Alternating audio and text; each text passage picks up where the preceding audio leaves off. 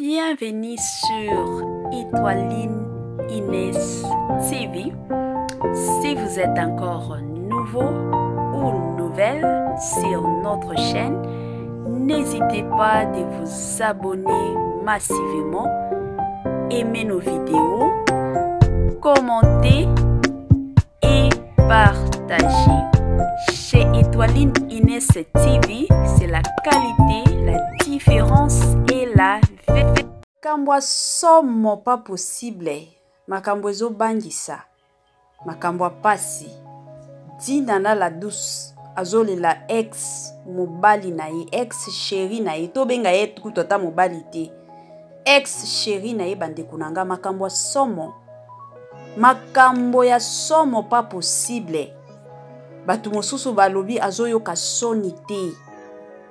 Kolela ex chéri na ye pata ki non ex mobali, peut-être mobali abala ki mais ex chéri. Hey! Mokileza kam na makambo hein. Salut cher Bouchou, salut cher abonnés, salut cher connaissances. Salut surtout les amis de Étoiline Inès TV. J'espère que vous allez bien. Quant à moi, je suis bel et bien, super bien par la grâce de Dieu. Chers Bouchou, chers abonnés et chers connaissances, toye lisusu na makambo ya dina na la douce la famille. Makambo eza kandenge boye baka soki bomoni ba video ya sikekoti bomoni ba caméra na biso polele seke ya koloba eza soki eza te bandeko nanga bomona biso te.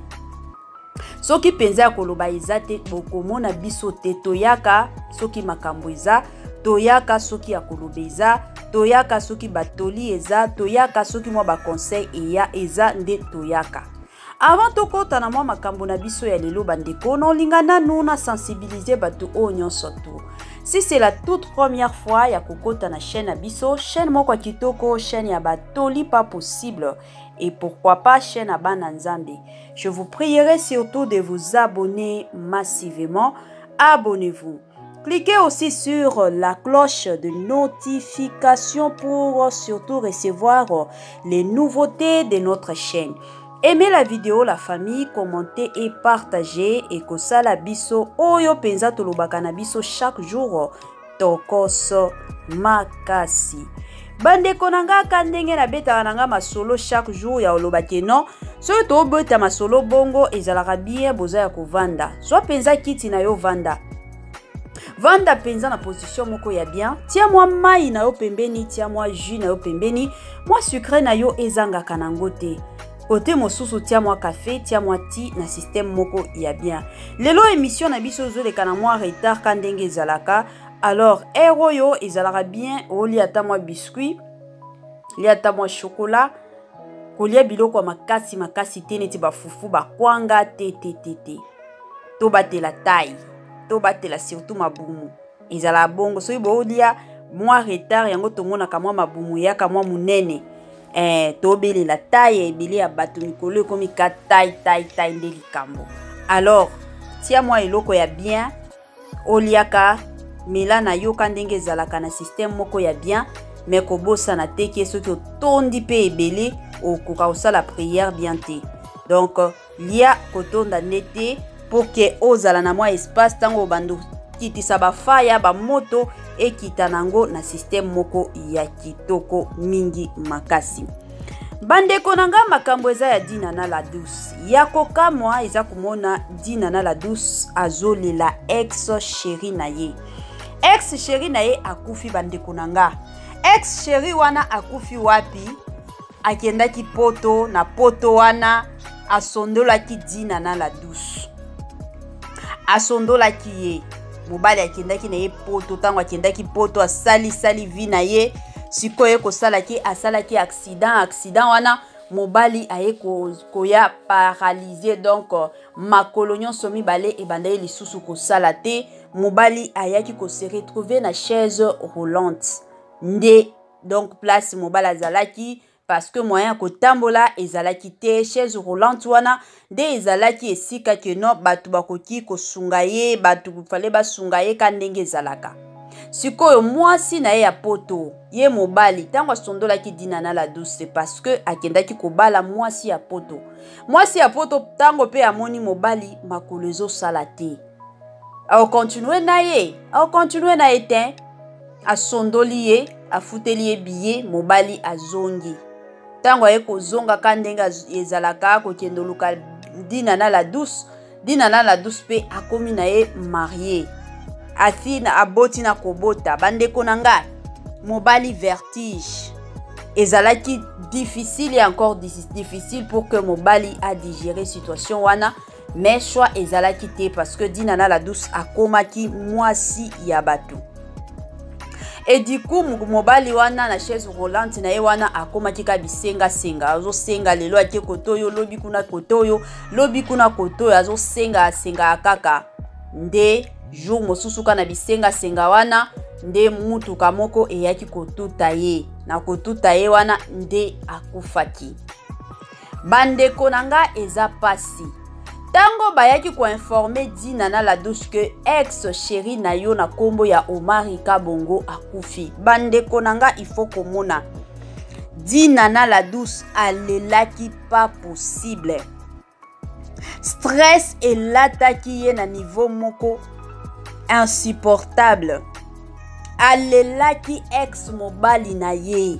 Alelaki ye na niveau moko bandeko na ngai. Tina camarade na ye copine na ye koyebisa ya lobi yo ex mobali na yo ozolela ye bongo zalaka na bolingo lobi eza mutu to partageaki na ye ba moma ya bien yango nazolela ye. Bandeko na nga histoire ono zorelate bino eza kaka na film na biso ya résignation ya Dina na la Douce kutu eutaki deja kosila toza deja na film ya sika ezo kende deja pona ba oyo parce que nazwaki ba moi bato ebele basengaki bayeba suite ya film ya résignation ezalaki ndenge nini yango na lobaki te il faut kaka na ya kosalela ngo émission. Bandeko nanga tosalaka ba analyse ya ba film parce que eza na bato mosusu bazalaka na tente ya kolanda ba film na biso et la plupart de personnes aussi balobaka ke no ba film na biso ezalaka buzoba sikoyo soki toyaka na ba analyse ya ba film et pesaka bato ebele goût omona bato mosusu balobaka na bango merci beaucoup maman pour une explication nga pe nazokendo landango na yebaki te. Donc c'est aussi une façon ya ko aider surtout ba star na biso ba film na bango etalima eza musala bandeko musala nyonso mutu nyonso tout ce gazo sala musala azalaka na posa batu ba enjoy yango batu ba savourer yango batu ba sepela nango mais soki ozala keno film mutu asali ba vieux a malonga ezate batu ba otala ngo te surtout film kitoko neti résignation eza film moko yaki na ba conseil ebele film bongo ezaka film oyo faut kaka to ya kosalela publicité. Bandeko nanga pona bino oyo nanu botala résignation te en tout cas no senga na bino bokende kaka na chaîne ya Dina na la Douce bokendo tala film nyonso mobimba bobanda résignation na saison 1 eza saison 1 na saison 2 bandeko nanga kuna nde boko comprendre histoire nyonso mobimba kaka ndenge ezalaka. Bandeko nanga tozonga na makambo Dina na la Douce akendaki kolela chéri na ye ex chéri na ye azata kutu te keno ex mobali mais ex chéri na ye Dina na la Douce alela ye mingi yango mituna siko ya bato ebele batuna balobi eske yo mwasi en libala okoki kolela ex na yo peut-être ex makangu mobali oyo abalaki yo te chéri na yo o bobandaki ko vivre na yo azala mwasi azala mobali les jours ke baye ko apprendre yo ke non ex na yo akufi okolela to okosala ndeni. Bandeko nanga wana eza question ya biso nyonso to répondre ka ndenge ezalaka yanga na koloba ka ndenge na lobaka ya bino bosalaka na commentaire est-ce que okoki kolela ex na yo.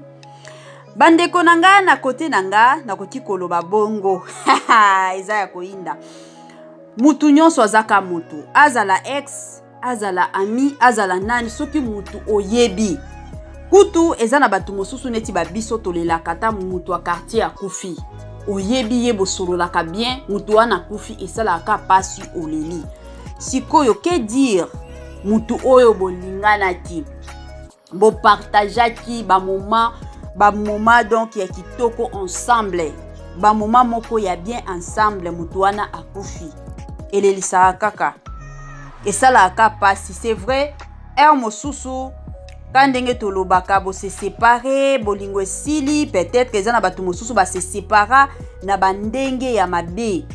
Batu mosusu kutu tomona ko se séparer na ba ex na bango bakangisa ba mosusu akota kasho akota prison bandenge wana mabe. Peut-être kanda wana pona batu mosusu, surtout biso basi nyoto tolataka nde kanda wana. Peut-être kanda wana na koki koloba mutu ako préféré na ye alela na ye te, mais toza batu bandeko nanga ata soki bozalaki na problème ya ndenge nini, soki oyebike mutu oyo vraiment tobando bengana, tobando talana, tobando solalaka bien, tobanda donc mosusu naza na mwa ba crise nanga aye a dépanner mwanga eloko, mosusu naza na ba problème tobandaki ko consoler nga bando soulager nga. C'est vrai na si na bali, mais mutu akufi esalaka pasi, parce que aza pe mutu ka ndenge pasi famille na ye koyoka yo pe okoyoka ngo. Na côté penza ya Dinana la Douce, je ne pense pas que Dinana la Douce alelaki Omar Bongo ex chéri na ye parce que peut-être alingaki azaki toujours na bolingote. Alelaki parce que aza mutu ka ndenge boyebi mutu nyonso tu soki akufi na tana quartier atana ba musala elelisaka biso, elelisa mutu nyonso tu. Yango yepe alelaki, yango yepe aregretaki. Donc eza teke azaki na bolingo to ndenge nini te. Et puis na film oya Résignation, soki totali bien Dinana la Douce azalaki mwasi moko azalaki na motema moko malamu ya ko partager azala wana pona batu mosusu. Donc motema malamu penza ebano lata ye mingi na film yango. Toki botali bien na épisode presque ya suka ezalaki ke tango tonton Omar ya zonga ki na poto ake na ndako Dinana pona koluka ye mobali na ye Bobo Manoka nde azalaki. Tango pe Dinana ye kokota Dinana la Douce ayebisaki bango nini bango na ba Jérémy ke non jour mosusu soki bolingi boye ayebisi ba travailleur que soki baye bo pesa bango biloko eloko nyonso bakolinga bo pesa bango. Mais tonton Bobo aboyaki na ye, alingaki na ye te. Yango epesaki moi pasi na motema parce que na film Résignation en tout cas Dinana la Douce azaki mwasi moko motema ya bomama ye déjà de nature azaka mwasi moko pe akabaka ye pe akabaka tolo bango azaka pe na motema bomama. Soki totali bien Dinana la Douce ata ndenge a travaillaka na baninga mosusu ba comédien na ba comédienne mosusu. En tout cas nanu tomona teke ba bebana batswana kina muntu tel. En tout cas batu nyonso basala kepai na ye bakendaka basali, soki pe abengisi bango tour mosusu bakendaka pe basali. Déjà mutu abongo soki déjà mutu moni batu baosalaka kuna bazongi basali. Donc mutu wana azalaka bien, afutaka batu bien, azalaka mutu teke non maboko makasi te, afutaka na ye batu bien. Et puis kanenge ezalaka ba témoignage ya ba comédien mosusu na ba comédienne mosusu. En tout cas témoignage ezalaka penza ya kitoko makasi, ezalaka penza kitoko makasi pona Dinana la Douce. Batu aboende tozolinga batu o bazo silisa nzala surtout na RDC, batu o baosala ke batu mosusu basala pe bazwa moi quelque chose fin du mois. En tout cas baza batu moko ya ko encourager batu nesi ba belle vie Kandila patrona. Moi si alonga nzala na RDC na biso ye tobengaka ye ka Poutine de l'écriture, ye akomaka na ye kaka chaque jour na chaîne na ye film asika ekotaka parce que ayebi ke fin du mois ba papa na ba mama il faut salaire ekota na système moko ya kitoko. Bato bongo ba encourageaka bango kaka. De l'autre côté totala pe tonton Adaï Lunga ye pe kuna azoya na makasi na vitesse nyonso pas possible. On a to encourager tonton na biso international. Bandeko nanga soki nanu bo s'abonner te na chaîne ya tonton Ada kende pe bo s'abonner kuna pe makambo kitoko ezalaka. Pourquoi pas tonton Bobo Manoka le président ye mutukutu a ateya a forma surtout tonton Ada Ilunga yazala kaka les présidents tobengaka ye mingi kaka nani les présidents tokende pe kuna bandeko nanga tokendo s'abonner na chaîne ya tonton Bobo Manoka Cardozo mi l'esprit pe azo ya na ba film kitoko ba film moko ya bien makasi bozana posa boko tape kuna bokendo tala de l'autre côté to mona pe mikolo yo Mimi Kabeya Mimi Kabeya pe na chaîne na ye bandeko nanga eza na ba film moko ya kitoko pona bandeko na biso balingaka ba théâtre na biso en tout cas ba théâtre moko ezaka na buzoba te ba chaîne na ozo yebisa bino eza ba chaîne kuna nde ba makambo kitoko ezalaka ba chaîne ya ba La Donja Baby La Donja kuna pe ba film bien ezalaka ba Kevin mwana ya mama de la pe kuna pe ma film kitoko ezokota pourquoi pas les coachs tonton Da Costa Manika donc kuna pe bandeko nanga ba film moko ya kitoko et encore ya kitoko mingi makasi ezokota bandeko nanga yango moi partage ya mukena ngai kana sala na ozela pinza ba suggestion na bino est-ce que okoki kolela ex chéri na yo soki akufi okoki kolata stress wana eza mutuna batuna kaka na chaîne na biso makambo nyonso ezalaka o eza mutuna bandeko nanga bosalela biso na ba commentaire na système ya bien Madame Kiyong na ozela commentaire na yo Linda Bukulu na ozela commentaire na yo Cécile Ntumba commentaire na yo Abedichi na ozela penza ba commentaire na bino penza mama Germaine depuis États-Unis na ozela commentaire ye moko Christine Longongo wana na moni pe Vicky Mbonzo depuis Sénégal na ozela pe commentaire na yo na système moko ya kitoko balandi nyonso ya Étoiline Ines TV na ozela ba commentaire na bino ba suggestion na bino na système moko ya kitoko mingi makasi cher Boucho cher abonné et cher connaissance tokomi na biso na suka ya moi partage na biso ya lelo bye bye la famille et à la prochaine.